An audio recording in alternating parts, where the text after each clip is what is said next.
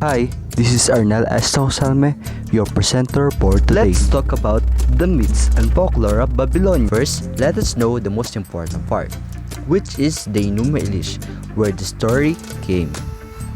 The Enuma Elish, also known as the Seven Tablets of Creation, is the Mesopotamian creation myth whose titles derive from the opening lines of the piece "Were on High." Before I'll start, let us identify the meaning of myths and folklore. When we say myths, is it traditional or historical? It concerned by deities and demigods. When we say folk in general, and lore is a bad and folklore is the traditional beliefs, customs, and story of a community. These are the few gods mentioned in Seven Tablets of Creation. Tiamat is a folklore figure, a dragon that symbolizes the ocean water in Babylonian mythology, the origin of life, together with Apsu, which symbolizes the clean water. Mamu is an advisor to Apsu's throne. It was Mamu who helped Apsu decide to kill the gods against the will of Tiamat. Ea is the father of Marduk, who created the world. Ea and his brother were the loud children who annoyed their parents enough to provoke a war of the gods. Ea is warned by Tiamat of imminent attack and allow a chance for the children to overthrow their murderous father. Abzu is a patron god who fathers the second generation gods. Ea and his brothers with his wife Tiamat. Abzu is the pressure waters and Tiamat is the oceanic waters. When they conceived new life, they were annoyed because the new gods were rowdy and disturbed the peace of their parents. Mushushu, another dragon, contained three-headed demon, created with the aid of Tiamat fought toward these gods who were led through Marduk. Marduk, the god of storms, the ones associated with introduction myth. He is usually linked with the origin of agriculture and the increase of vegetation and water fertilizer action. Ishtar, she was once firstly goddess mother after downfall of the other girls goddess of Babylon. She was once traditionally referred as the daughter of Anu, the sky, or the goddess of the moon and the sun. Nimrod, a professional hero in killing wild beasts. Samuramat, or gift from the sea, with the later Hellenized identity of Semiramis, was the stunning partner of Nimrod. King Hammurabi, powerful determined in Babylonia's history, he created the first written laws and to warrant. The story of King Nebuchadnezzar, about the 12 months 560 BC, used to be advised in the biblical text of Proverbs, which says the God punished this king, making like a beast, consuming grass and dwelling as a pork animal. Nigral, known as the god of plague, and Babylonian mythology was the god of death or war. It was a frightening monster who took advantage of each other to ruin their victims. Tammuz, son of the solar god, symbolized with the golden young cow, and it was rewarded that Nimrod used to be the solar god or the Baal. Itana established on the lower back of Babylonian eagle.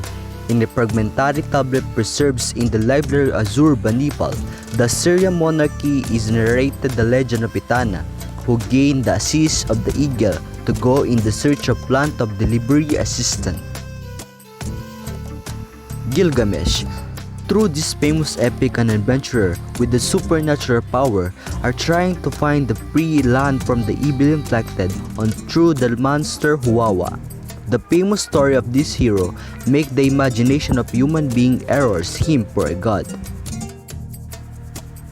Mythology additionally framework hints of the Babylonian calendar. Every day and every month it has the protection of some divinity reforming the relationship with the seasons with the sure factors of everyday life.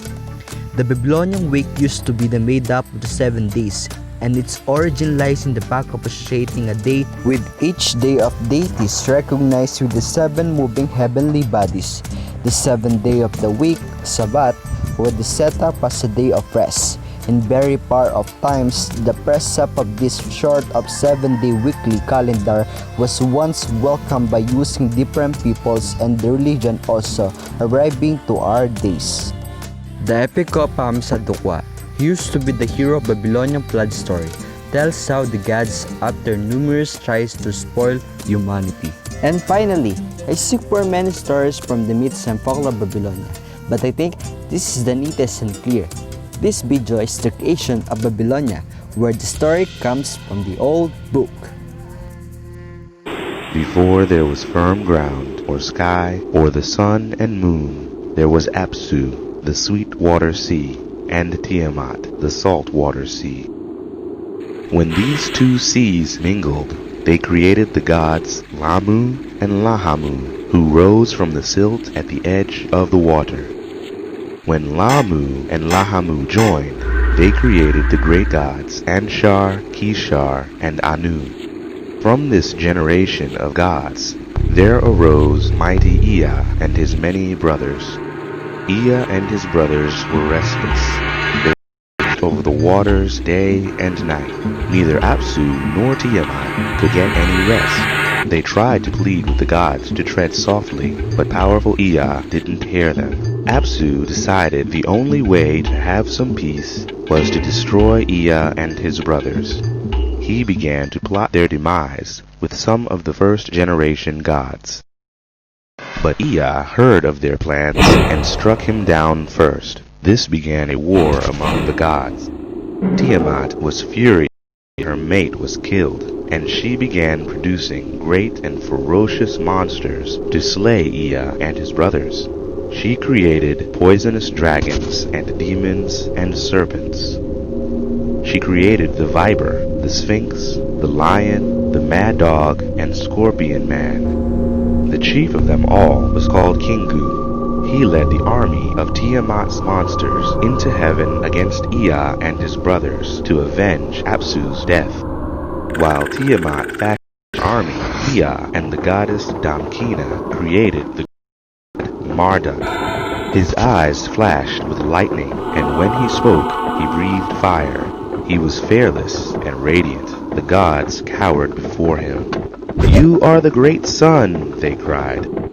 Ea and the gods told him of the advancing army. They needed his help to defeat them. "I will fight for you, but after the war is over, I shall rule the universe on high." The gods agreed. Marduk made ready for battle. He gathered the four winds to clear the path to Tiamat. Marduk burst out of the sky in his flaming chariot, pulled by his team Killer, Crusher, Unyielder, and Fleet. He held the royal scepter and ring covered in golden armor.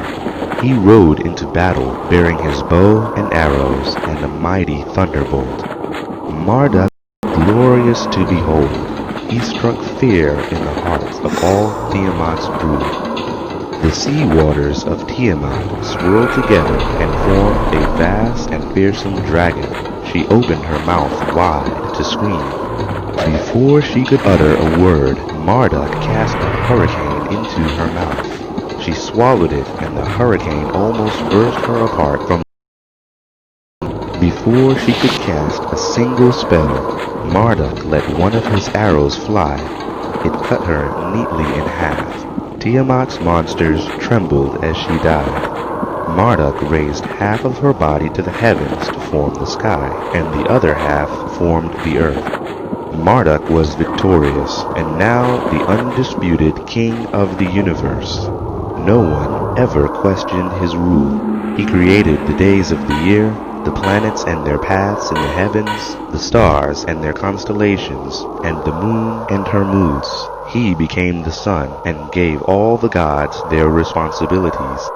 After a time, he decided to create a creature that could serve the gods and bear the burden of hard work looking after the earth.